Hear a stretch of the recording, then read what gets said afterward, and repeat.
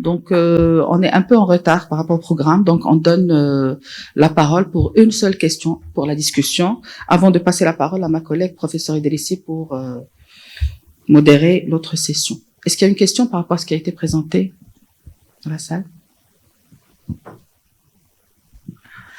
Très bien. Donc, sinon, je passe directement à la 7e communication et on va appeler Dr Rahimi pour présenter les malaises du nourrisson. Expérience d'un service de pédiatrie, c'est le service de CHU de Casablanca. À vous la parole, Madame Rahimi. Et excusez-moi, je vais vous demander de respecter les 5 minutes parce qu'on a pris beaucoup de retard. Donc, essayez de faire vite et de passer sur la discussion, s'il vous plaît. Merci beaucoup. Alors, chers maîtres, chers collègues, honorable assistance, j'ai l'honneur de vous présenter un bref aperçu de notre travail intitulé « Malaise du nourrisson, expérience d'un service de pédiatrie à l'hôpital d'enfants Abdelrahim Harouchi de Casablanca ». Alors, le malaise de nourrisson est un motif assez fréquent de consultation et touche essentiellement les nourrissons en moins de 6 mois. Sa présentation clinique génère une anxiété familiale pouvant conduire, dans certains cas, à une impression de mort imminente.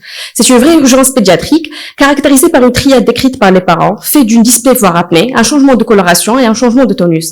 Parfois, le malaise peut être grave, d'où l'intérêt de diagnostic étiologique. L'intérêt de notre travail est d'évaluer les étiologies et les facteurs de risque de malaise du nourrisson. D'abord, le malaise de nourrisson est un accident inopiné et brutal entraînant des modifications du tonus et ou de la coloration des téguments et ou de rythme respiratoire avec ou sans perte de connaissance. Le malaise grave il se manifeste par une détresse brutale hémodynamique, ventilatoire et neurologique. Nous avons mené une étude rétrospective à propos de 35 cas de malaise colligés au service de pédiatrie 2 à l'hôpital d'enfants Abdelrahim Harouchi de Casablanca.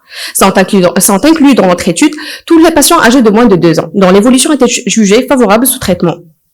Plus que la moitié des cas étaient des garçons, chose qui est décrite dans la littérature. L'âge moyen de nos patients était de 4 mois et demi, avec des extrêmes de 30 jours à 18 mois et un pic en hiver. Les manifestations cliniques étaient dominées par le changement de teint. La moitié des cas avaient une apnée, ainsi que d'autres signes cliniques ont été observés, notamment l'hypotonie, perte de contact et fixité de regard. Les facteurs de risque ont été recherchés systématiquement chez ces nourrissons, notamment les vomissements, le tabagisme, un faible poids de naissance, un environnement psychosocial particulier, en absence de mort subite dans la fratrie. Les étiologies étaient multiples et dominées par le RGO dans 36% des cas, les cardiopathies dans 17% des cas, une bronchite virale dans 14% des cas et l'expliqué dans 27% des cas. Alors, le malaise de nourrisson est une notion vague, regroupant des modifications brutales d'aspect et de comportement.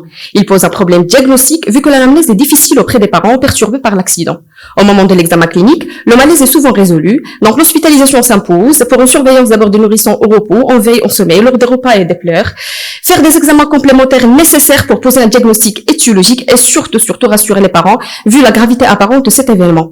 Passons aux étiologies. Les causes digestives sont majoritaires, notamment les RGO méconnus, une allergie aux protéines de lait de vache et des douleurs aiguës d'origine digestive qui peuvent être responsables de malaise d'origine réflexe, notamment une invagination intestinale aiguë, hernie étranglée ou bien une œsophagite aiguë, voire des coliques du nourrisson qui peuvent être source de malaise, parfois impressionnant avec pâleur et bradycardie. Dans notre étude, le RGO a été présent dans 44% des cas, ce qui concorde avec les études, et il se caractérise par la survenue au cours ou après la tétée, après un changement de position. Les vomissements ne sont pas toujours présents, et il peut être responsable d'une inhalation alimentaire avec tout et cyanose, ou bien provoquer un malaise avec apnée obstructive, fait de pâleur et bradycardie réflexe. Alors, l'exploration d'un malaise inexpliqué chez un nourrisson doit comporter un minimum d'examens complémentaires à visée cardiologique afin de documenter éventuellement une cause fréquente de malaise ou bien chercher d'autres causes rares mais graves comme les troubles de rythme, les cardiopathies non soufflantes ou bien les anomalies des arcs aortiques. On trouve aussi des causes neurologiques, infectieuses, métaboliques ou bien inexpliquées. Enfin, tout praticien doit se souvenir qu'un malaise grave de nourrisson peut être à l'occasion de révéler une maltraitance, notamment le syndrome de bébé secoué. Là, je vous présente un cas de malaise vécu dans notre service d'études rares. C'était un nourrisson âgé d'1 mois qui présente un malaise grave lors des tétées, ayant comme antécédent une dyspnée sifflante depuis la naissance et une pneumopathie d'inhalation qui ne répond pas au traitement de RGO. Donc, une bronchoscopie a été faite, revenu normal.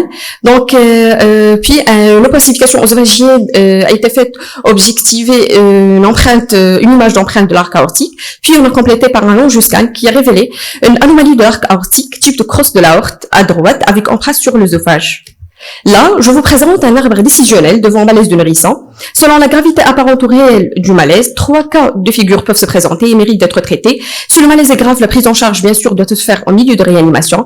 Si le malaise est transitoire, mais l'enfant a été conduit aux urgences, l'enfant doit être mis sous surveillance par sécurité pendant 24 heures à 48 heures. Et si le malaise est inconscient, il faut confier le malade au médecin traitant. Alors, pour conclure, le malaise grave, c'est l'équivalent de mort subite du nourrisson rattrapé. Les bébés à risque, surtout les bébés prématurés, les vomisseurs, les bébés ayant des antécédents de mort subite dans la fratrie, et toujours explorer le malaise inexpliqué et ne pas s'arrêter au diagnostic facile du RGO, surtout si le malade ne s'améliore pas sous traitement anti-reflux. Merci pour votre aimable. Merci. Merci, Dr Rahimi, pour votre présentation claire et conçue. Alors, je passe directement pour la